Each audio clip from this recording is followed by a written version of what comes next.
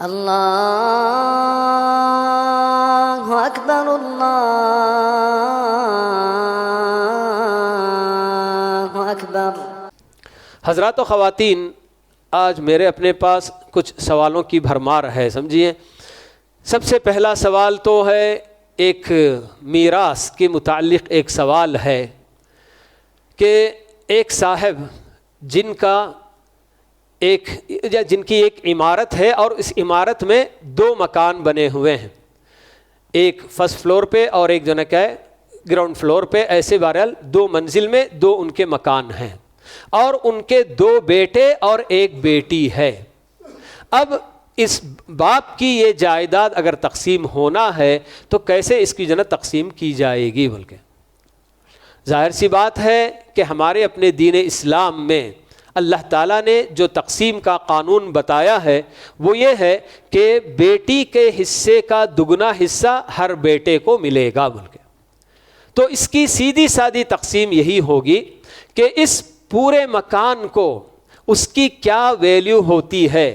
First floor ground floor دونوں ملا کر سب کی، سمجھیے کہ اگر مثال کے طور پر 100 روپے کی اس کی ہم یہ اگر چھوٹی سی مثال لے کر،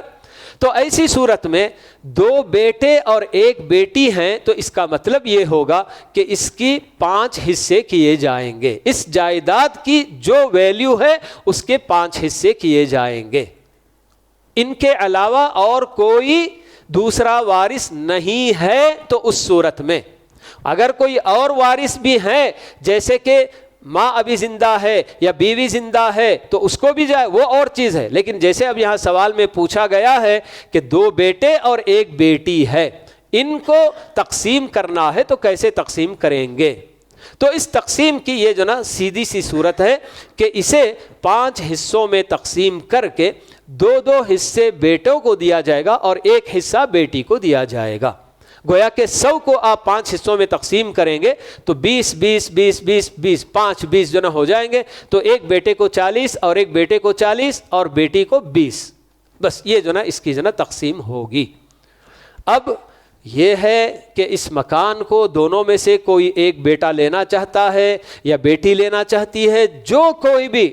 باہر بیچ کر اس کی قیمت آپس میں تقسیم کر لیتے ہیں تو ٹھیک ہے، یا پھر اگر کوئی ایک وارث خود اس کو لے لینا بھی چاہتے ہیں تو بقیہ ورثہ کو ان کا جو حصہ بنتا ہے ان کو دینا ہوگا،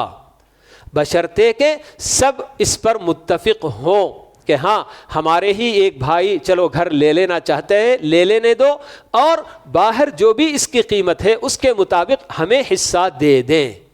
اور اگر اس پر راضی نہیں ہو رہے ہیں تو سب سے بہتر صورت یہی کہ اس کو باہر ہی بیچا جائے اور پھر اس کے بعد جو رقم ملتی ہے اسے 5 حصوں میں تقسیم کر کے بیٹی کو 1 حصہ اور دونوں بیٹوں کو 2 حصہ دیا جائے گا۔